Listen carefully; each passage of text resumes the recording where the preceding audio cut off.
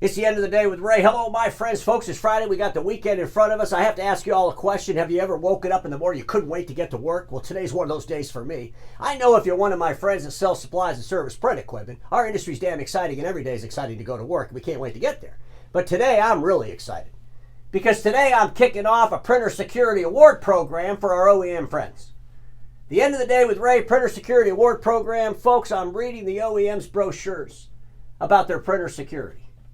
And what the OEMs are writing about their security on their brochure is unbelievable. It's unbelievable stuff. The way they weave buzzwords into modern day threats is amazing.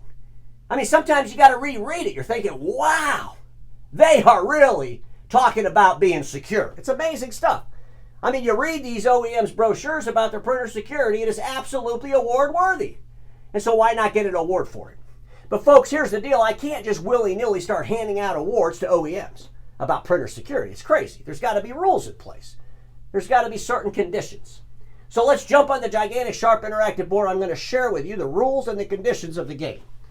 Folks, you'll see an arrow on the board. At the top of the arrow, it says super secure, and the arrow is green at the top. If you follow the arrow down the board, it turns yellow, then it turns red, and it ends at espionage ready. Those are the categories. Is your printer espionage ready, or is your printer super secure? Are you somewhere between here? And ladies and gentlemen, if you look across from espionage ready, it says questionable trustworthiness. Now, I know that some of you are thinking, holy crap, Ray. I mean, you're going to give an award to an OEM saying their printer is espionage ready? Well, folks, at the end of the day, I got to ask you all a question. I mean, when you read about the OEM's printer security on their websites and brochures, and let's say they have a section where they talk about cross-border transfer of data, and what you read in there makes you think to yourself, I kind of question this a little bit. I kind of question, should I trust this? Well, they would fall into that category. I mean, ladies and gentlemen, simply put, let me just put it this way. If you're a PRC company that's controlled by the Chinese dictator Xi, and that PRC got banned by the Department of Homeland Security over the Uyghur Forced Labor Prevention Act, I mean, let's be honest. I mean, think about it. If the dictator Xi's allowing the PRC to use slave labor in the manufacturing process, it's not far-fetched to think that maybe there could be a balloon flying over that MFP sucking data out of it. And that would be, in my mind, kind of considered espionage ready, right? So, ladies and gentlemen, there's got to be more rules. So here's what I need all the OEMs to do. I need the OEMs to get their brochure and send it to my studio, along with certain conditions. I'll tell you what those other conditions are. And the reason I want the hard copy brochure from the OEM is because when you read about the printer security online, I want to make sure that it's the same thing they're saying in their brochure that the reps are handing out, because we know that our salespeople still hand out brochures, right? So we want to make sure whatever they have on their brochure matches whatever's online regarding their printer security. And I'll be looking for those buzzwords that are weaved into modern day threats. I'm looking for all this stuff. And folks, here's the deal. Everybody can win.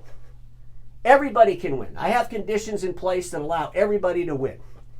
Now, I realize that if you're a printer company that's controlled by the Chinese dictator Xi, you're probably thinking to yourself, holy crap, I don't want to win. I don't want to end up in that category. I put together some certain conditions that could help these PRC companies that are controlled by a dictator who allows them to use slave labor in their manufacturing process. So, folks, here's how it works. If you want to be recognized by the end of the day with Ray as being super secure, the best security, I read your brochure and I interpreted it to be fantastic.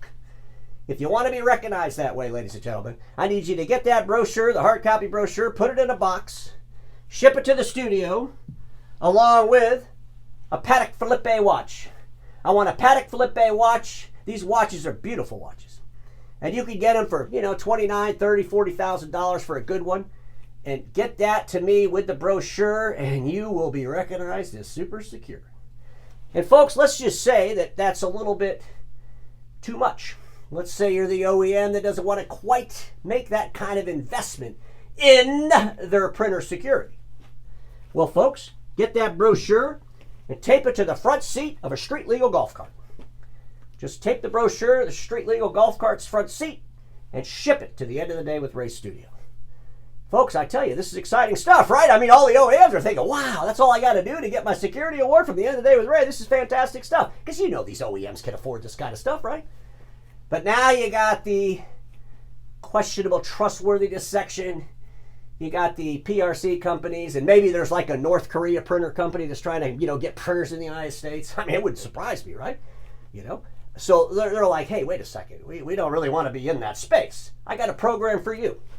All you got to do, ladies and gentlemen, is send me bucket loads of money. I want it every month. Send me bucket loads of money, and I'll make sure that I do not recognize you as an espionage-ready machine.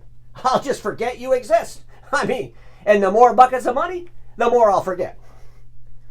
Ladies and gentlemen, here's the reality.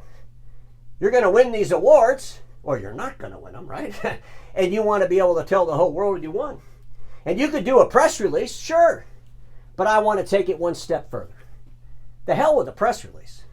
I reached out to the Cartoon Hall of Fame.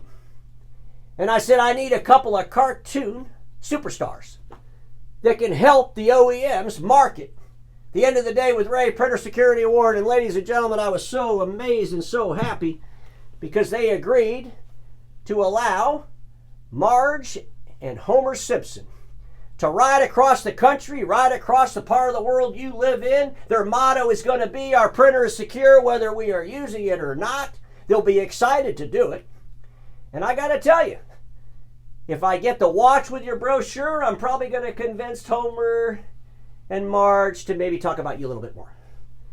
If I get the street legal golf cart, maybe there's just a couple of cities that we're going to talk about you, if you know what I mean. And of course, depending on the bucketfuls of money, they will completely ignore you, okay?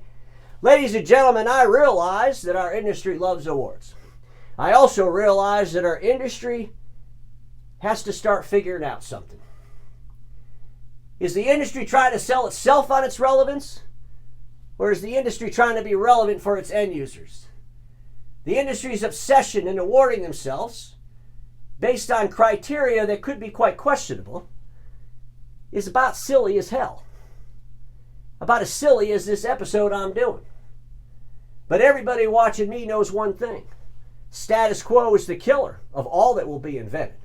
Don't get stuck in status quo, and I'll see you all on Monday.